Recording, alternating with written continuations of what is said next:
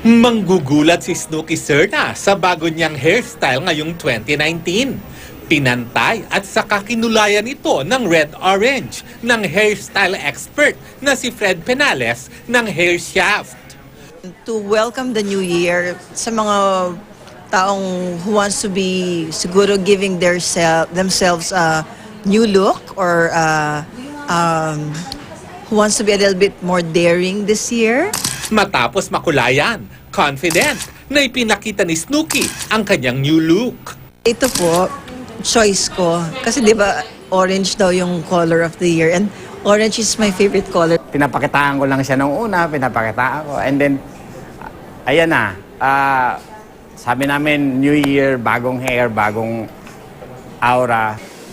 Ano nga ba ang usong hair para sa mga babae ngayong 2019? Medium to shorter length.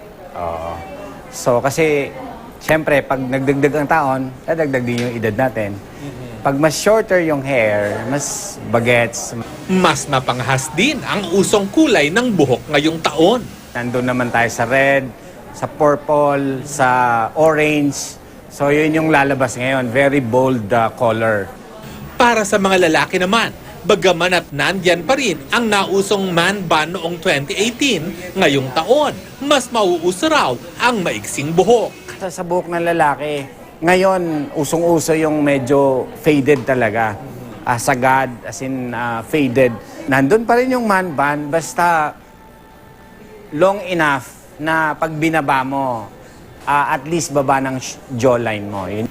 Sa mga kapusong bituin na ginagawa ng hairstyle ni Fred, mayroon na raw siyang naiisip na gupit at kulay para sa kanila. Kabilang narito sina Glyza De Castro, Sheena Halili, Ervic Dihandre at Juancho Trevino. Si Glyza galing na yun sa, di ba, nag-pink na kami.